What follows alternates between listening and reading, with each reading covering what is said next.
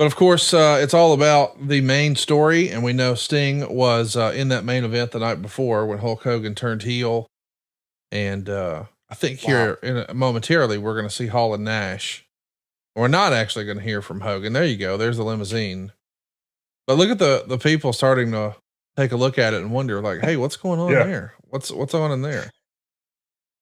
You know what's odd, and of course you'll probably say that this doesn't surprise you about me, but when we think about that Hulk Hogan angle, I remember the angle. I do not remember who was wrestling in that match when he came out, and you just said Sting. I have no idea who was in that match. It was Sting, Macho Man Randy Savage, and Lex Luger against Scott Hall, Kevin Nash, and a Mystery Man. Wow. Yeah. How about that? It's interesting. I knew Hall and Nash were a part of it, but amazing. And I guess the backup plan was if even the day of, if Hulk got cold feet, maybe they would have done the injury angle instead of with Lex, where Lex gets carted off. They would have done it with Sting. Yeah. And then instead of Hogan walking down the ramp, it would have been Lex walking down the ramp and then joining Scott Hall and Kevin Nash, maybe. That's why people talk about this. They say that Bobby Heenan gave it away, right? There's a lot of people that say that. I don't believe that though, because I don't believe that's not true. I can tell you that's not true because we did not know. Right.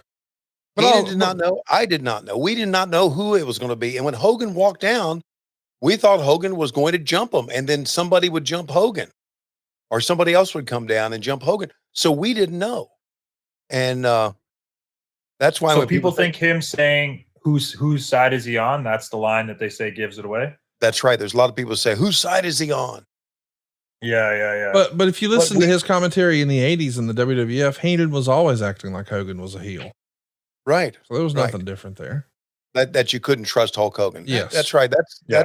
That's we did not know, and I've said that many times. And the outsiders trying to take over this show, those some bitches. There's Chief of Security, Mr. Doug Dillinger. It looks like Uncle Laser back there with his mullet. Let's track a little bit of the commentary, see what they're saying. And look at Arn Anderson. Savage is out. And look at Arn Anderson. They have stopped the fight inside of the ring. This thing. No, Anderson now going after Sting. I like that Arn used that distraction as an opportunity to cheat. Like, hey, we're all united against these guys. Yeah. No, we're not. I'm going to try to do a DDT. They go right to Ethan, the finish, though. You had a question or something? Oh, yeah. Yeah. It's a stupid question. I asked the dumbest stuff. So the outsiders would always come out. I'm a huge Razor Ramon, Scott Hall fan. So like I would watch all their stuff. And there would be weeks of episodes that Scott or Nash would come out, and it's like he's wearing his kid's high school or local elementary school t-shirt, or it's like a t-shirt from like a strip club. I'm like, who's approving this wardrobe on this 8 million viewed national televised show where it's just like, oh yeah, I'm gonna walk out with this? Like who's like, yeah, it's a good outfit? Nobody. They just did what the fuck they wanted. They did. It's so crazy. Yeah. Wrestling is the craziest thing in the world. It is. Now these days, we do put some effort into telling people, don't wear that. Of course. And sometimes they'll still slip shit on before they walk out. But back then it's just like, it was the wild, wild west back then, man. Yeah, but you have guys like that who are wearing this real world stuff, and then you got the Macho Man. Yes. The pro. The freaking pro, right? Buddy. Yes. The best. I love the Macho Man. Yeah, me too. The pro of pros, brother. And I say that, and I tell stories.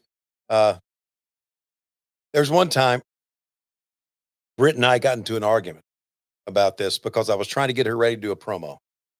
And she was dragging her feet, and I was trying to ready to get her to do a promo, and she was talking to somebody in the backstage area. And I said, listen, for God's sake, get ready. I said, when I worked for the WWE that one year, the Macho Man came in early. He got ready. First thing he did was he got ready. Then he went to catering. Then he did all this stuff, but he was always ready. And she said, this ain't the fucking WWE, and I ain't the fucking Macho Man. I love And it. You know what? I had to pop. It made me laugh. But She wasn't wrong either. That's right. But he did. That's the way he always was. Yeah. That's so awesome. Yeah. Okay. Want to track this?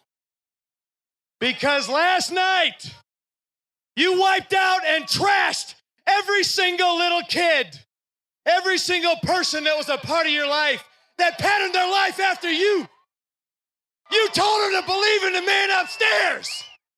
You told them to say their prayers and to take their vitamins. You told them to believe in themselves, and you know something?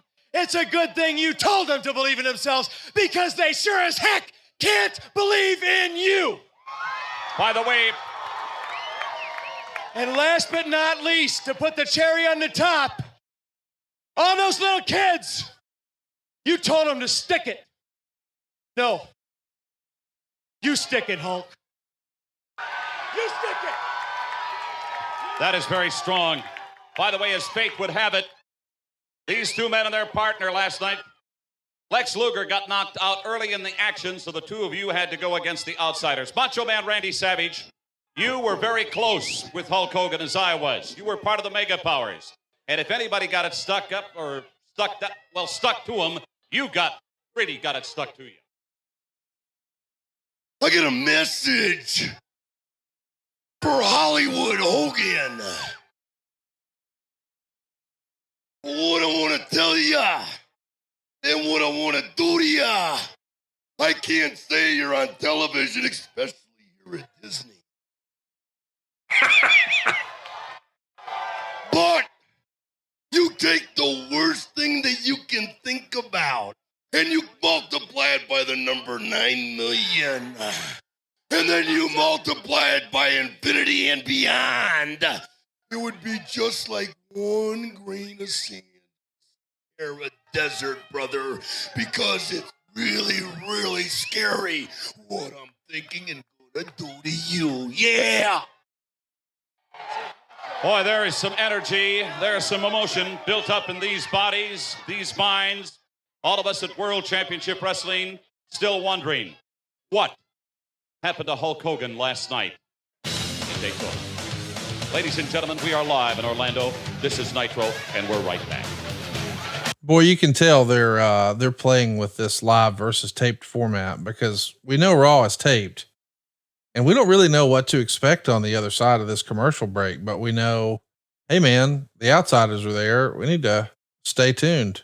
And here they are. Hey, it's Conrad Thompson here to tell you a little more about what AdFreeShows.com is all about. Get early, ad-free access to more than a dozen of your favorite wrestling podcasts every single week, starting at just $9. That's less than 20 cents an episode each month. And yes, you can listen to them all directly through Apple Podcasts or your regular podcast apps. How easy is that? Ad-Free Shows also has thousands of hours worth of bonus content and docuseries like Title Chase, Eric Fires Back, Conversations with Conrad, and The Insiders. Plus new series like The Book with David Crockett, Monday Mailbags with Mike Chioda and Nick Patrick, and a whole lot more. And you want to talk about early? You can't get any earlier than listening to the shows live. You can be a part of the live studio audience as we record the podcast. Plus, ride shotgun alongside your favorite childhood heroes for live watch-alongs, Q&As, and other interactive experiences every single month. Come on now, see for yourself what thousands of other wrestling fans from around the world have discovered, that AdFreeShows.com is the best value in wrestling. Check it out today, and hey, when you do, the first week is completely free. AdFreeShows.com.